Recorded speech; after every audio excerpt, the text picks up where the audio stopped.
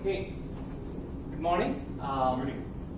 My name is Martin and I'm really glad to be here. So this is the first time I'm coming to the United States. I've traveled all the way from India for this presentation, and after this I'll be flying to Florida to meet my sister. I'm a proposal writer by profession. I work with Shipley Associates. Microsoft is one of our accounts, so I sit at the Microsoft office and I help Microsoft write better proposals to win more business. Now, I've been doing this for the last 6.5 years, ever since I've finished college, and it's something that has really inspired me to study into and do more research and figure out how do you make a document that people actually understand, because business documents are generally complicated things. So on a more personal front, I'm also the vice chairman of the APMP Hyderabad chapter, which happens to be the Association of Proposal Management Professionals. It's a global body. I think it has a chapter even in Nebraska. So when I'm not working, I teach the guitar, I teach the ukulele, I teach kids how to sing, I read, write, and blog, I lead worship at church. I love theater. I've played Uncle Screwtape from the book Screwtape Letters by C.S. Lewis in December. And I spent my childhood in Africa. I've seen hyenas right outside my gate. And I love traveling, reading, and writing. I read about 50 books a year. I love steaks and ice cream, so thank you for that dinner yesterday. But I've been losing some weight. I've been running in the last 3 to 6 months, and I've been following a keto diet. I've lost a ton of weight, and I'm planning to get married in December. So that's that. Well, so here's my topic. I'm talking about combating fog in business proposals. So imagine driving on a road and you have a lot of fog in front of you, and every time you're not sure about what's ahead, you need to slam on the brakes. That's what happens when you have a business proposal which is complicated to understand. When a customer is reading it, their mind just suddenly gets diverted. They have to slam brakes and they have to figure out what you're exactly trying to say to them. And that is a problem, because every time the customer gets distracted, their attention tends to waver. Now, what is a business proposal? To those of you who have not heard of written business proposals before, if a customer, this is our customer, so she has a problem that she's not able to fix, and she needs to increase this efficiency by 25%, and she doesn't know how to do it. So she sends out this requirement of hers in a long document to companies that she thinks can solve this problem for her. Okay, and your company might be one of those who would actually receive it. Now, the problem here is she sends this document out, but the next day she comes back to office and there's this pile of business proposals. Each one could be anywhere between 100 to 1,000 pages long. Now, how is she going to read all of this material? Because people don't like reading in the first place. How is she going to read all this and figure out, and what is it that you can do to get her to award the business to you?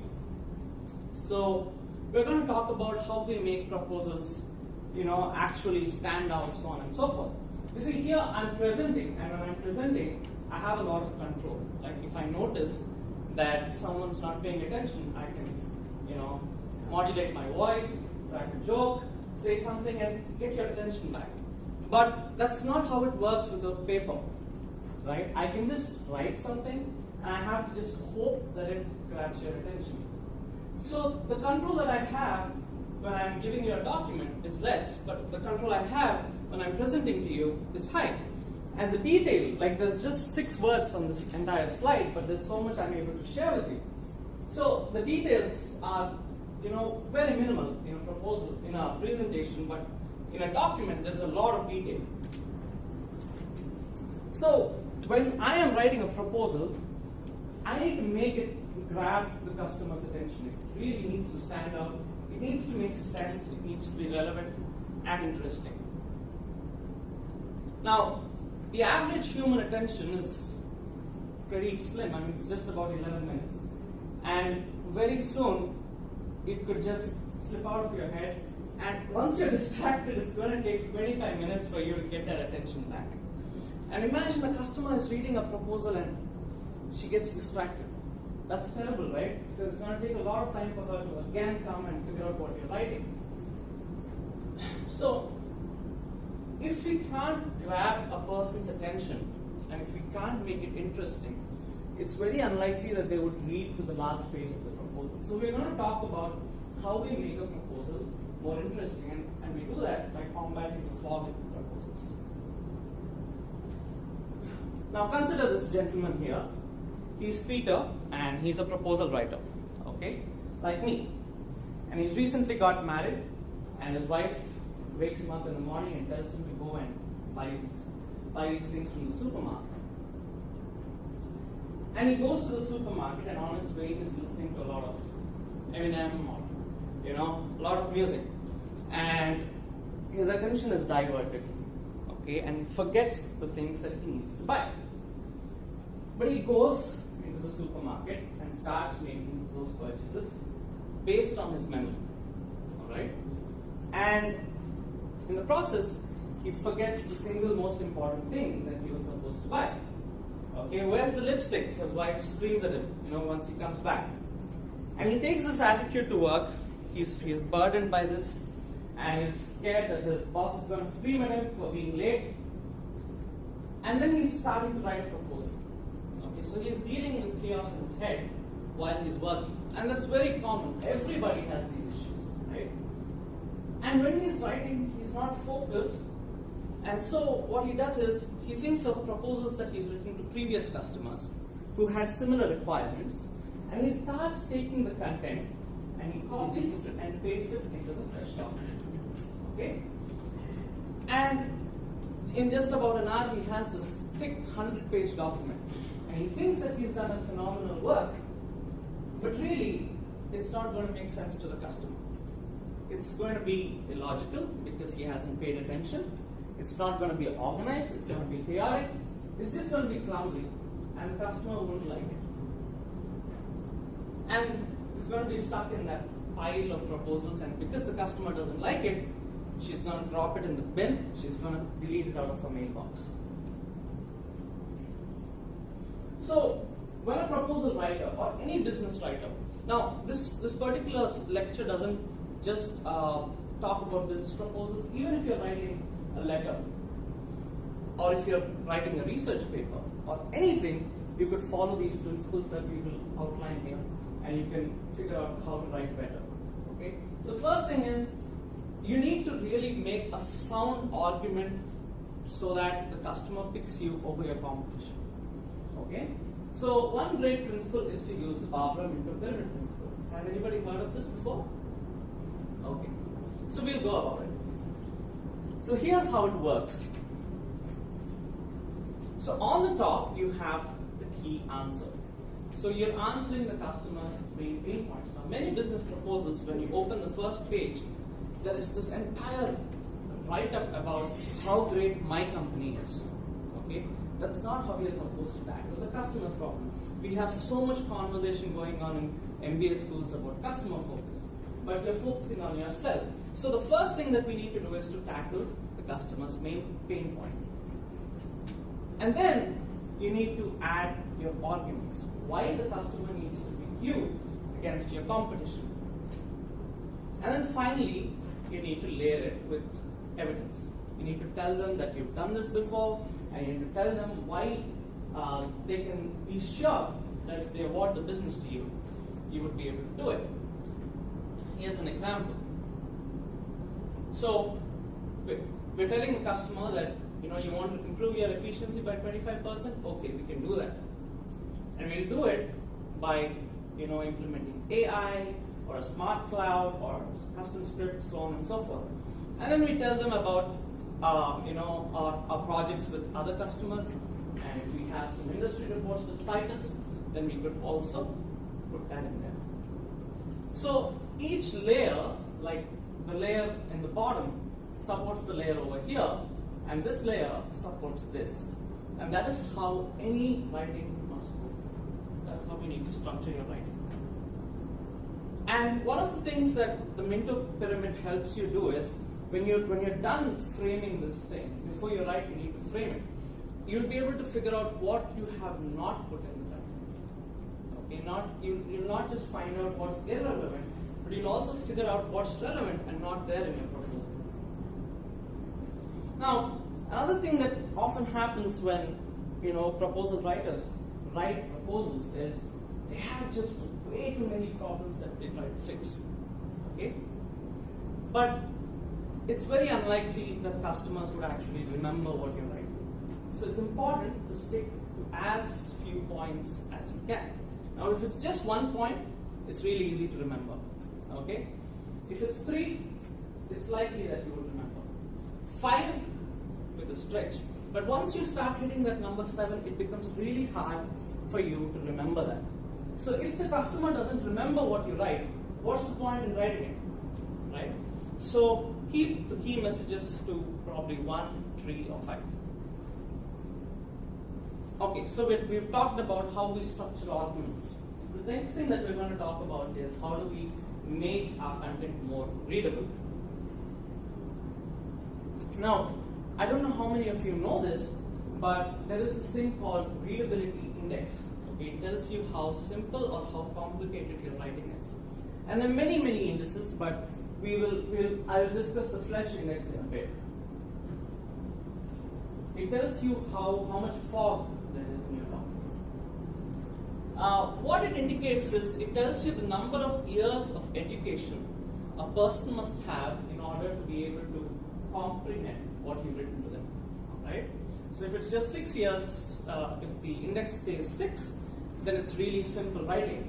If it is 21, then it's very unlikely that your customer would be able to understand it, because customers don't have PhDs. Okay, most of them just study college, and so it's unlikely that they would understand what you're writing. Some of the proposals that I have seen actually have a flesh index of 36. So it doesn't, when somebody's reading it, they just won't get it. Okay? And it's really important to remember that there are no Pulitzers for proposals. Now, when usually proposal writers come from an MBA background, okay? And in MBA, they are just fed with so much business jargon that they think that that's all that matters. And when they come and start writing proposals, you'll see a plethora of jargon in the document, right? But study shows that if you actually simplify it, more people would actually read it.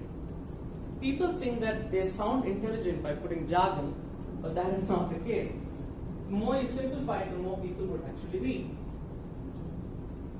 There was one interesting study which was performed by 2 of Deloitte's scientists, and they found that when you have, they handed out 2 proposals. One proposal had a lot of jargon in it, and the other proposal had almost no jargon in it. So the one with jargon, 100% of the time, was associated with these negative characteristics. And here's the proposal without jargon. It was found to be likable. That's the impact you make when you get rid of jargon from a document. These are just a couple of examples for jargon.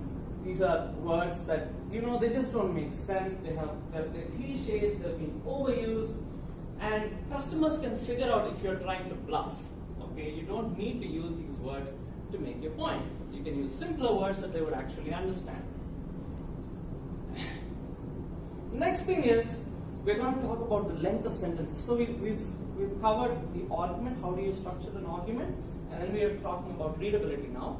And under readability, I've just told you about getting rid of jargon, and the next thing is the number of words in a sentence. In the last 500 years, the average number of words in a sentence has reduced. That's because humanity is moving towards simplicity. We are able to comprehend better now than we have ever comprehended things before. And that is because the average number of words in a sentence has reduced from 50 to 20. And often, in a business proposal, you will find sentences that are 60, 70 words long. That is one of the main reasons why when customers are reading through it, they just lose focus halfway. So why do you shorten a sentence? Let me give you an example here. Look at this. Okay, take a moment and breathe that in. All right. Do you see how long that is? But the same thing can be said this way. This is far simpler, and the customers would be able to read it and remember it with far more ease. So it's really important to keep your sentences short. This is a good table that you can use when you're trying to figure out what's easy and what's not. You can shorten a sentence quite easily by avoiding unnecessary conjunctions and adjectives, by increasing the use of your active voice as against your passive voice. Research has actually shown that using active voice is more persuasive than using a passive voice. And use more bullet points. Look at this sentence here. Right? I think halfway you would lose interest. And look at this. It's far more easier to just grasp it. So use bullet points. And the next thing is to keep your content brief. If you write a proposal or even a chapter in the proposal that's really long, what's the point in writing it if nobody is going to read it, right? So make sure that you have the most important stuff right on top, because that's what people are going to read. And the rest, they're just going to skim through it. And if you put the key message somewhere, lost somewhere in between, the customer would probably never read it, right? So keep your content short and brief. And I always ask the question, if I remove some particular content, will I lose the deal? So we've talked about creating a solid argument. We've talked about making your document more readable. And the last thing that we're going to talk about is critiquing it. Now, when you give a proposal writer his proposal and say, hey, what do you think about your proposal? How would you rate it on a scale of 1 to 10? And most likely they'll say somewhere around 8, 9 or 10. So it's important to get the critique done by someone who's not a proposal writer, probably his boss or some other proposal writer, because they would be able to assess it better. Now, there are two kinds of reviews when you review any content. Okay, this is called the 7C framework of writing. It goes by clarity, conciseness, completeness, consideration, concreteness, correctness, and consciousness. When you're telling somebody to review your document, you could just hand over the document to them and they'd probably scan it and give the rating. But if they don't know what to look for, then they won't be able to assess it on these things. So it's important to give them this framework and tell them, hey, what do you think about my document now that you know what the 7 C's are? Okay? And then you have a horizontal review, which is something that is more of a deep dive. You go into the content and you spread your hands in it and you swim through it and you try to figure out what's right and what's wrong. So have a framework. This is a framework that I use and I've recommended in my organization. I tell proposal writers to do this. When they have this framework, it's stuck on their tables. Whenever they're writing a proposal, this is the structure they follow, even before they start writing.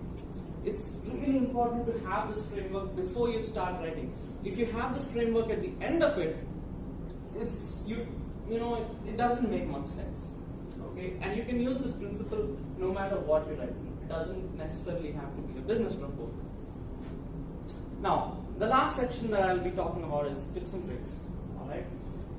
If you pay some attention here, you'll be able to make your writing a lot better. Okay. Number one is to have a very, very clear content plan. Know who's supposed to write, what's the key message that's supposed to be articulated, what are the arguments that you're going to give in order to support that key message, the Barber-Minter principle, and then talk about what evidence you're going to add to make it more persuasive. Number two is to use Microsoft Word's readability statistics. Okay, a lot of people do not know that this exists. Okay, so you could just use these. You could do that. Click on the file menu, click on options, and enable it. And that way, it will tell you if anything that you're writing is simple or complicated. All right. I'll definitely put this on my website, and you could probably just go and come with this and you can figure it out. Sorry, can you just go back to the slide? Uh-huh. Can you just explain what does it tell you about the readability? All right, sure. So it analyzes the entire document and it tells you how many words, how many characters, paragraphs, and sentences are. And then it tells you how many sentences are there per paragraph. Now I did put this in the PPT, but a good practice would be to not have more than 6 sentences per paragraph. And I know that PhDs may not entirely agree with it because I've seen that usually the paragraph that a PhD would write would be far bigger, in length than the average person, and that's okay. But try to keep it short, keep your paragraphs short.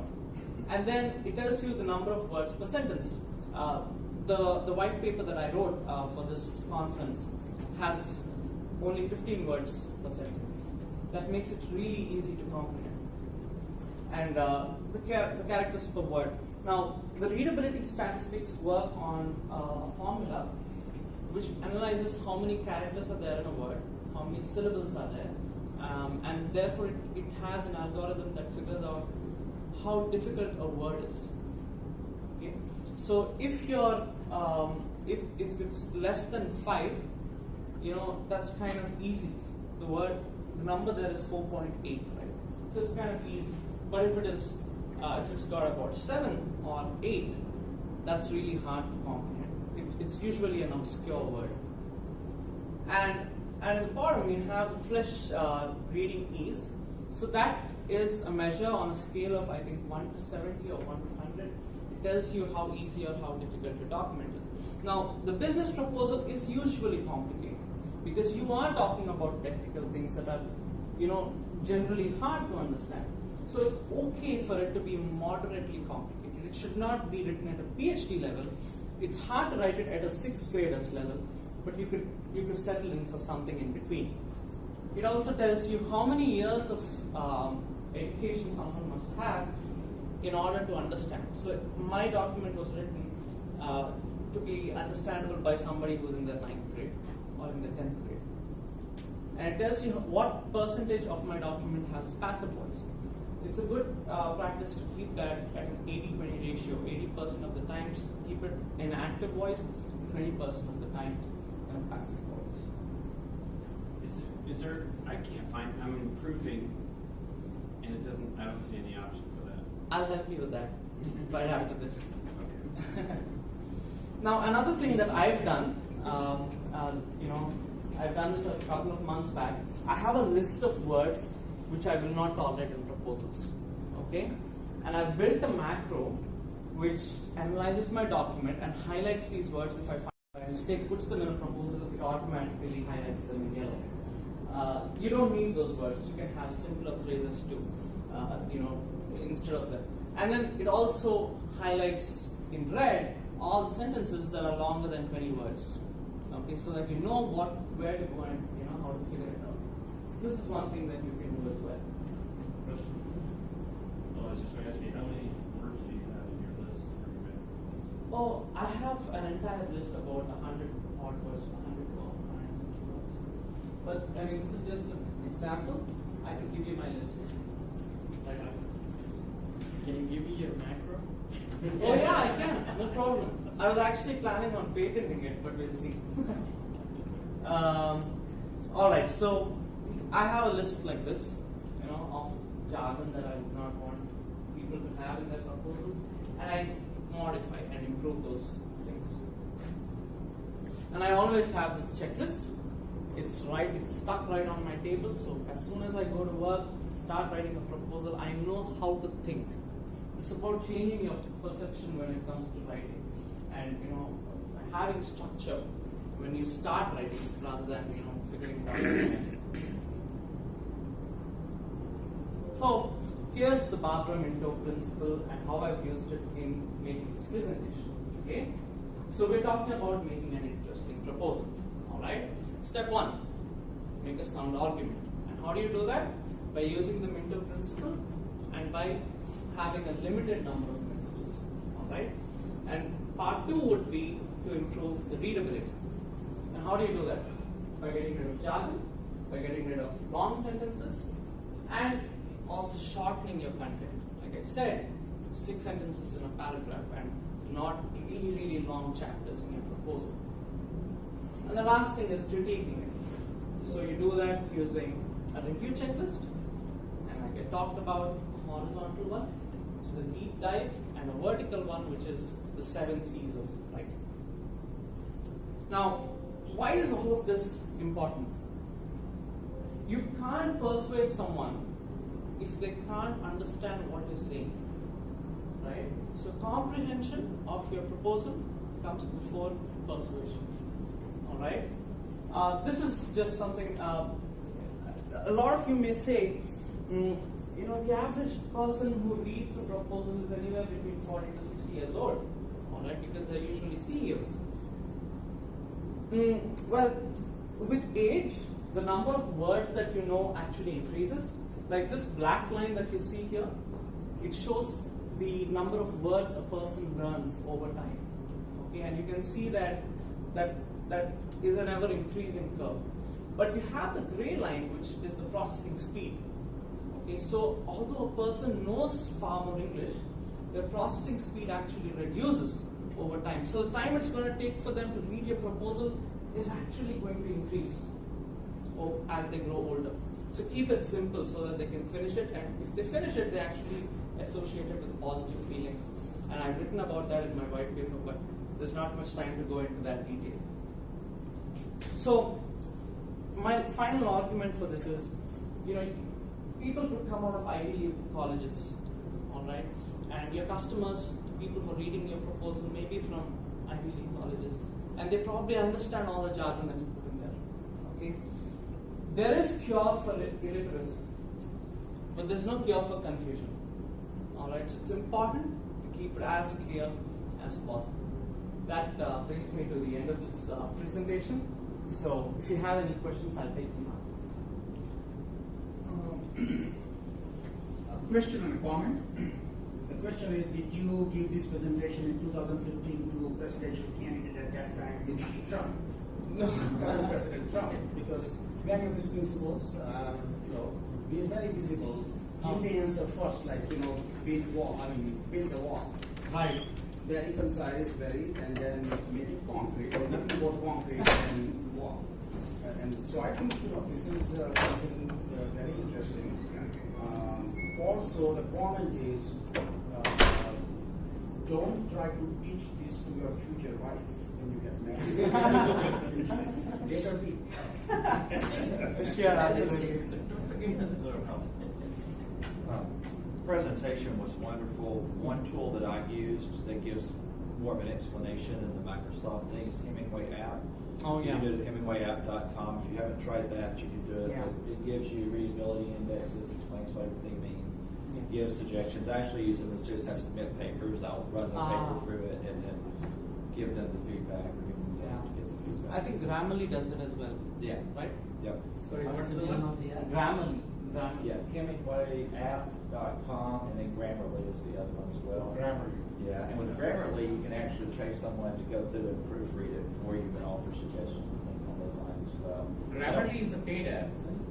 Yeah, There is a free version and a paid version. Yeah, and Hemingway's the same way. There's a free version you can use where you can run things through, or they actually have a word processor editor built in that helps you as you go. But you can paste your document in, and it'll give you feedback for the free.